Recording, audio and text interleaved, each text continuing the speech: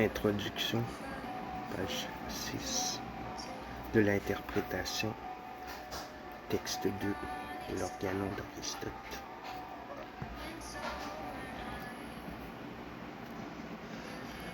On désigne sous le nom d'organon, instrument, l'ensemble des traités qu'Aristote a consacrés à la logique, ou plus exactement, car le terme de logique est d'usage postérieur à l'analytique, considérée comme une prophétique à la science. Ces traités, dont nous entreprenons la traduction, sont un nombre de 5. Les catégories, le traité de l'interprétation, herméneutique, de interprétation des premiers analytiques, analytique a priori, les sciences analytiques, les secondes analytiques, analytica posteriora, les topiques, topica, et la réfutation des arguments sophistiques, des sophisticis elenchis. Le présent volume contient les catégories et de l'interprétation. Le traité des catégories a pour objet l'étude du terme et des différents genres de l'être.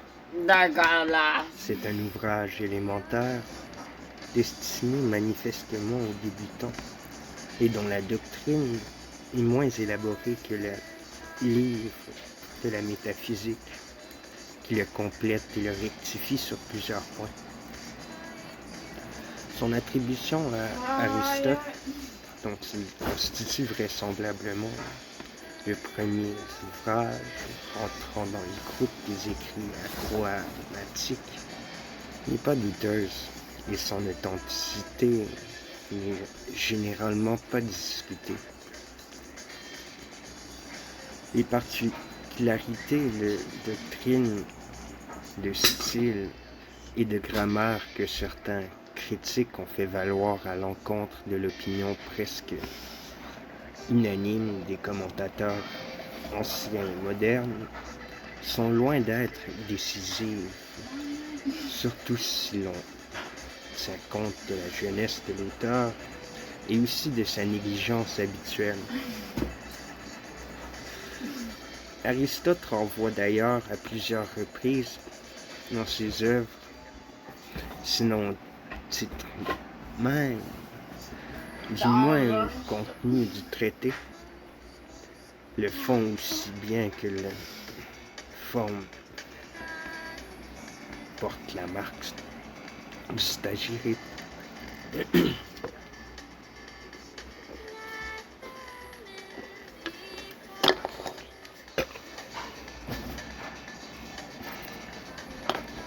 Le problème est plus délicat en ce qui concerne les 5 derniers chapitres qui traitent des post-prédicaments et qui émanent peut-être d'une main étrangère.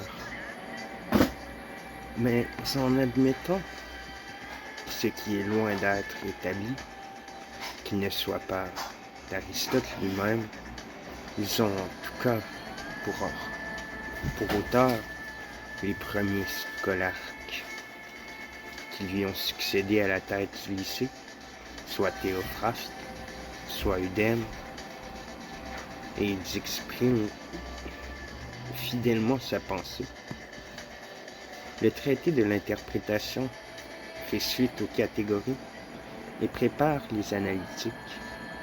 Son authenticité, qui est aujourd'hui généralement reconnue, a été longtemps discutée. Andronicus, premier éditeur d'Aristote, le rejetait déjà pour la raison qu'on ne trouvait aucune allusion à ce traité dans les autres ouvrages du Stagirite. Pourtant, son attribution est certaine. Alexandre d'Aphrodise, une prio anal 367, 12 Wallis, n'en doutait pas.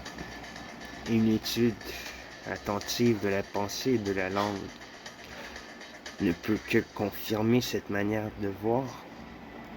Le chapitre 9, où se trouve exposée la célèbre théorie des futurs contingents, peut donner à cet égard des indications particulièrement précieuses. Beaucoup de critiques, frappés des allusions contenues dans ce chapitre aux doctrines des mégariques et de la forme mûrie et achevée de l'exposition, n'existent pas à déclarer que le de l'interprétation doit être chronologiquement rattaché au dernier ouvrage d'Aristote, lequel, en tout cas, l'aurait remanié pour répondre aux thèses du guide de Mégare sur la contingence des futurs. Quoi qu'il en soit, il est incontestable que l'argumentation développée tant dans le chapitre 9 lui-même que dans les autres est de la meilleure veine d'Aristote. Le problème de la consécution des modales, par exemple, est posé et résolu au chapitre 13 avec toute la maîtrise de l'auteur.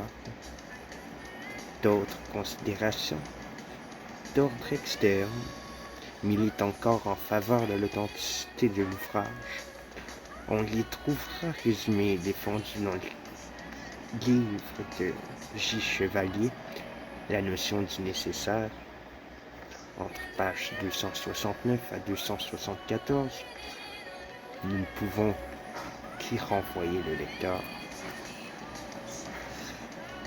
Notre conclusion est donc que l'authenticité des catégories et de l'herméneia ne saurait raisonnablement être mise en doute quant à la traduction que nous présentons aujourd'hui des deux premiers traités de l'organon. Nous avons peu de choses à en dire, comme dans la métaphysique, le De Generatione Corruptione et les De Anima. Nous avons délibérément écarté toute interprétation personnelle. Nous nous sommes attachés à traduire aussi exactement que possible le texte d'Aristote. Dans les passages délicats et difficiles, ils sont nombreux, surtout dans le traité de l'interprétation.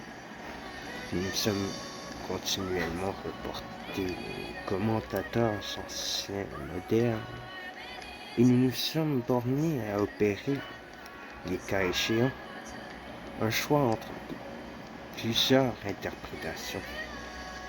Ces commentaires sont, au surplus, de valeur inégale, et nous avons dû faire une discrimination parmi les commentateurs grecs édités par les soins de l'Académie de Berlin. Nous avons utilisé surtout pour les catégories Simplicius, Ammonius et Philippon, et pour l'herménéa Ammonius, les commentateurs latins, notamment Saint Thomas, Pacius et Wentz, nous ont été aussi un grand secours.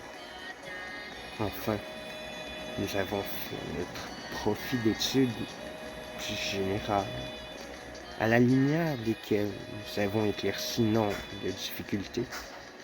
Une bibliographie assez abondante et des indications concises jeter ça là dans nos notes permettront au lecteur de se faire une idée plus précise et plus approfondie des problèmes et des solutions de la logique aristotélicienne. JT.